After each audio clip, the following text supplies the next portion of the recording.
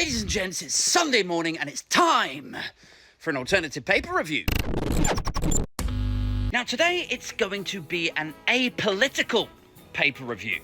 All right, I think we've all had enough of the tumult and toil that is the modern Tories. You know, forget your delayed cancer diagnoses, forget the cost of living crisis ravaging your current account. That's just Westminster bubble stuff, okay? We need to get to the stories that people really care about, the cut-through, as it were. And so to the Sunday Times, who today are promoting their annual Sunday Times Rich List. Now, if you're not familiar with the Sunday Times, God, do they love a list. You know, they've got the Sunday Times bestseller list for, authors and publishers to brag about. They've got the Rich List. They've got the Sunday Times best places to work list. Honestly, they love a list more than Oscar Schindler if he had ADHD and it was a month before Christmas. Now, the Rich List is supposed to serve as a sort of leaderboard for success. You're supposed to look at it and be inspired. You know, you're supposed to go, oh, look at Alan Sugar. He started on a market stall in East London, and now look at him. You know, or Richard Branson. He started a magazine when he was only 16, and now look at him. But in recent years, it's become less a showcase in inspiration and social mobility, and more a mascot for inequality. With a recent analytical study showing every single billionaire under the age of 30 had inherited their wealth. Plus, the remaining broader Rich List appears to be dominated by the privately educated, gilded reanimations of their old money forefathers. Also, inequality and cost of living be damned, it's difficult to not be enraged by how much richer these people are becoming in spite of the current domestic economic climate. I mean, this year's top spot goes to Gopi Hinduja, a guy who's worth £37 billion. And that is a figure that has doubled in the last 3 years. Number 2 is Leonard Blatvernick at 29 billion, a figure that has doubled in the last 3 years. Then it's Jim Ratcliffe on 23 billion, a figure that for him, his wealth has tripled in the last 3 years. Oh, here we go. You look at it like a typical jealous lefty. All right, come on then. Let's hear it. Well, you were saying, challenging economic climate, right? Well, these fellas, they managed to make that money, tens of billions of pounds, in spite of that challenging economic climate.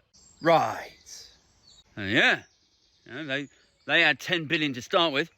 then they've gone ahead and made another 10 billion in the same economic climate as you. So what's your excuse? Yeah, they must just be really clever. Are you? Do you want me to pay your energy bill or not? Yeah, Not going to suck itself, is it, you prick?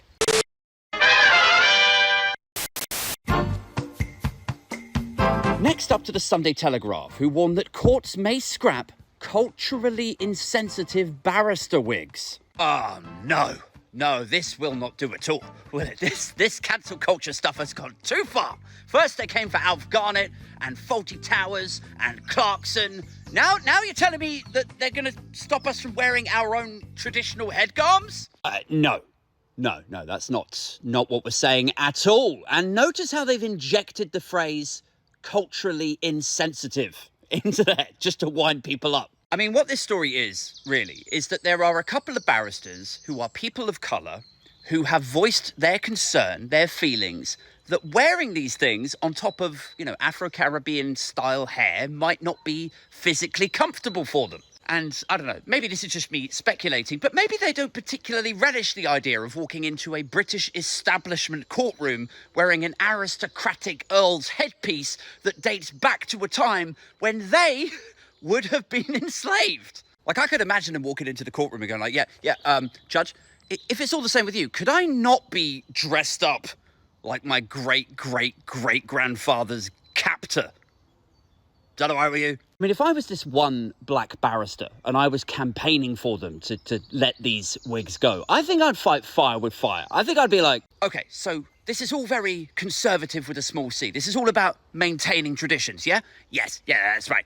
Right, okay, so you want to maintain traditions and headgear, and it goes back to the 17th century, and it's just about maintaining traditions, right? That's right. It's a British establishment courtroom, goes back to the 17th century. It's just headgear. It's not a big deal. You'd be like, okay, all right, I understand. It's tradition. You don't want to mess with tradition. It's headgarms. It's 17th century. It's fine. And then I would go in to opening arguments dressed as Charles II.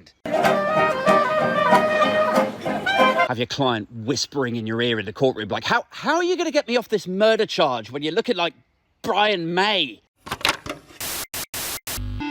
Finally, to the Sun on Sunday, who tell us of a scandal taking place at Strictly Come Dancing, where 3 former dance partners have lodged complaints about Gio and specifically about his behaviour. 3 complaints? Wow, about his behaviour. I'm just surprised that it's only 3, because I tried. Yeah, hello, is that Ofcom?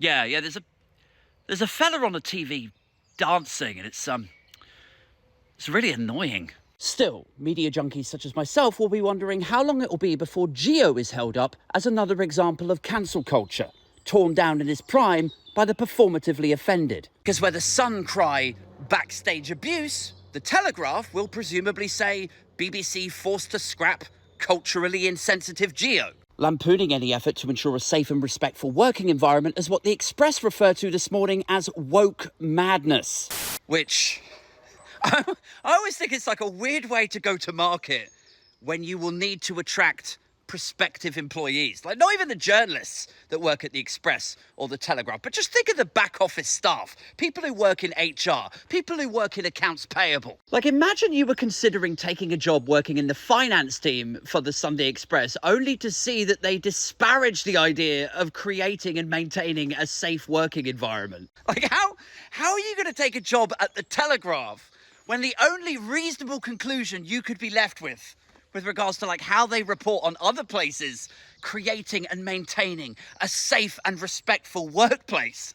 The only reasonable conclusion you could be left with is that the Telegraph sits somewhere between Peter Bone's parliamentary office and a hotel with Diddy on the Sunday Times best places to work list.